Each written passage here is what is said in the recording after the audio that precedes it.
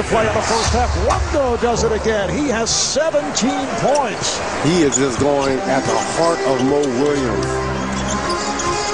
Mo Williams is going to have to take a challenge. Very much the same way in that first round matchup between Orlando and Charlotte. Jameer Nelson was just destroying Raymond Felton.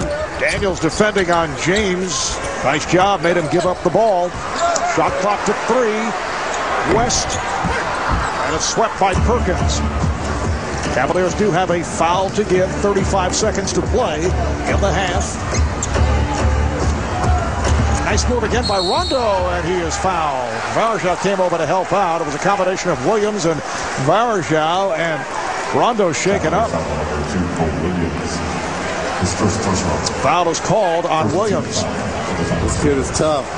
Right here, taking it. And that's 1, 2, 3 Cavalier defenders as he goes straight to the body of Varejao. Looked like maybe that hit might have hit him in the chest, knocked the wind out of him. Rajon Rondo had that breakout playoff performance last season following another solid year, signed to a contract extension, made the All-Star team this year, had a terrific first round against Miami, and he's at the line to shoot 4 for 4 from the line. Well, amazing is being here. Season tickets for 2010-2011 on sale now. Go to NBA.com/tickets to reserve your seats. The NBA where amazing happens. And where Rondo really picked up his game this season is you talked about the injuries to Kevin Garnett and Paul Pierce after they were 23 and 5. Doc Rivers says that's when we really put the ball in Rondo's hand and kind of let him be Chris Paul in that Hornets offense. Dribble, dribble, dribble, attack, and finish. And now he's had to go back to being more of a facilitator. James getting to the rim. He thought he was fouled. Does not get the call. Celtics can hold for a final shot of this first half. And spread it out. Down to 5. Down to 3 seconds. Rondo wheeling in. Perkins. And they'll check it out. The indication is that the basket does count, but they will go to the video replay. I don't know if the Celtics can play a half any better. Very efficient. Rondo gets the ball up on the glass. Perkins with the tip in before the lights, and that will count. Let's go over to David Aldridge with Rajon Rondo. Rajon, obviously, you got into the paint anytime you wanted in the first half. What was your plan of attack against this defense? Starting the first 2 minutes of the game, Doc just told me go ahead and attack. And I tried to be a little bit more aggressive. And the holes opened up for me. Kevin's doing a great job in the paint, and we're doing a good job mixing it up. They come after you in the second half to try to get the ball out of your hands. What's your counter as a team? Well, I got the big 3 still, so I'm going to give those guys the ball and let them go to work and close the game out, hopefully. Rajon, thank you very much. See you in the second half. After a brief timeout, we'll send it down to Atlanta with the TNT Arena for the T-Mobile Halftime Report with Ernie, Kenny, Charles, and C-Web. Second half, Marv Albert, Reggie Miller, and David Aldridge. And the story in the first half, the play of Rajon Rondo. What a sensational start with 19 points, 8 assists. And our statistician, Brian Taylor, passing on the note between his points and assists, he is accounted for 35 Celtic points. Well, Kenny Smith and Doc Rivers had it right all along. This game was going to come down in this series to tempo. And Rondo really establishing tempo early, attacking the paint area for the bucket, and right here that tough shot, and then uses the teardrop to get it to go. And LeBron James, all the talk and focus on that right elbow here. You're going to see a windmill tomahawk that lays it in softly, uses the left hand off the glass, and here gets into the paint area for the and one, finally getting a chance to use that right hand. And look at the difference between the first and the second period. That's where most of his buckets came in the first quarter versus the second. Stretched it out a little bit, feeling a little bit more comfortable with that right elbow and shooting the basketball, Marv. And I'm told by NBA TV executive Scooter Vicino, who will remain nameless, that you can log in and track LeBron shots on NBA.com for real-time stats, interactive analysis, also a live player cameras.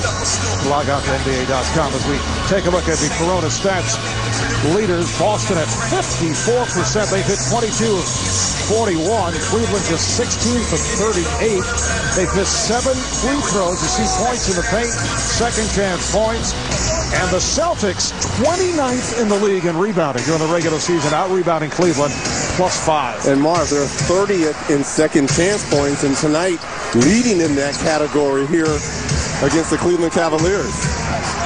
Pass play broken up.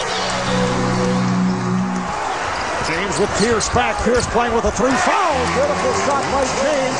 You can see Garnett with that outstretched arm just coming short of a block shot. What a tough basketball play by LeBron James. And Paul Pierce lucky he didn't pick up his 4th foul on that.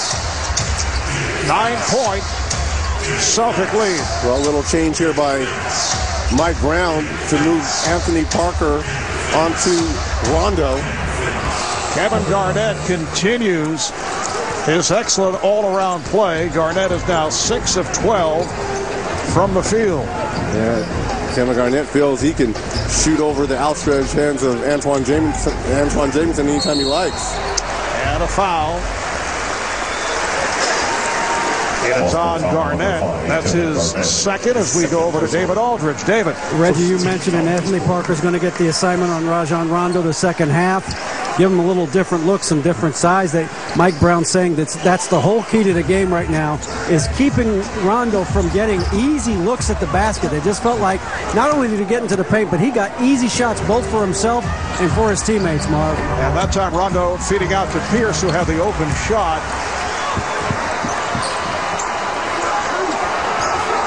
Just underway, third quarter. Shaq with his first field goal.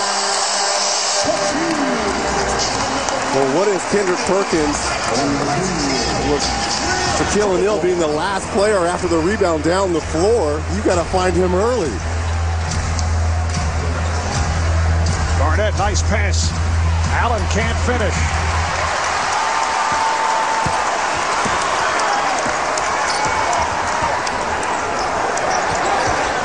There's Williams, got the step, sets it up for Shaq, and he'll head to the line. Foul on Garnett. Shaq gets the rebound and throws the outlet.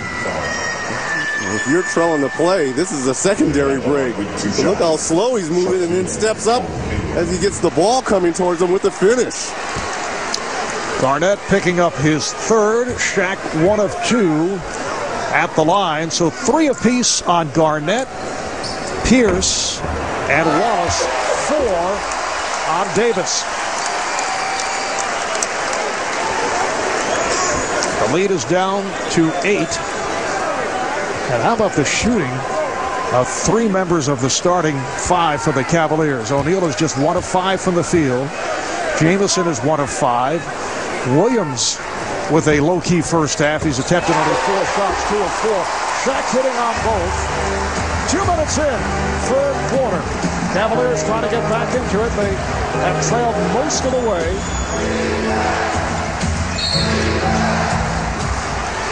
And the call away from the ball with Mo Williams involved, along with Ray Allen, and Mo picks up his second. Yeah, and if they're going to make that switch, I like what Doc Rivers is doing.